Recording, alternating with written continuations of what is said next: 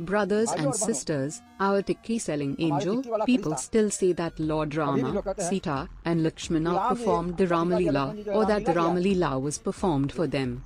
Lord Rama was virtuous, obedient, and kind-hearted. Lakshmana was a bit hot-tempered. He would sometimes get into fights with, what do you call him, Parashurama, and sometimes he would even raise his bow and arrow against Bharata. And in Panchvati, when Shurpanakha, Ravana's sister, a Brahmin woman of the Dravidian caste, who was beautiful, saw these two, she was smitten by them and expressed her love. Lord Rama, however, politely declined, saying that he was already married, and told her to go to Lakshmana. It is said that Lakshman did not get married, but he was married. Lakshman was married. Who was Urmila? She was Lakshman's wife. That's not the point. Lakshman, in a fit of rage, seeing her beauty, cut off her nose.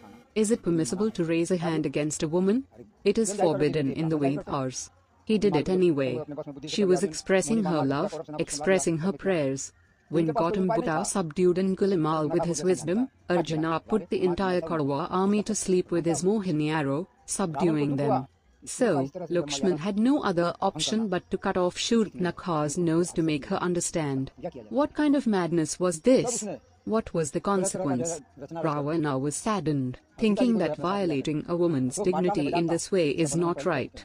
A woman is the embodiment of Adi Shakti, she is worshipped. Then he created various schemes, took Sita with him, and kept her in Ashoka Vatik, which we have already described. Sita was also saddened that Shurpanakha's nose was cut off. She was angry with Lakshman. When the deer was killed, Maricha called out, Lakshman, Lakshman. Sita said, go and save Rama. But Lakshman didn't go, so she used abusive words against him. That's when Lakshman drew the Lakshman Rekha. This means that Sita was unhappy with Lakshman. So, the point is, after the conquest of Lanka, how did the so-called divine being, referring to Rama, become suspicious that Sita was impure? Why was she subjected to the fire ordeal? He knew, didn't he? It seems like everyone thought that Ravana and Sita were in collusion.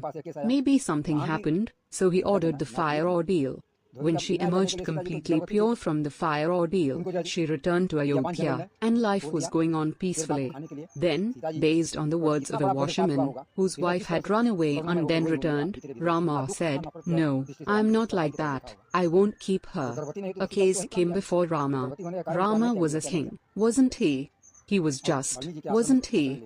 To deliver justice to the washerman, he abandoned Sita, who was pregnant, in a desolate forest.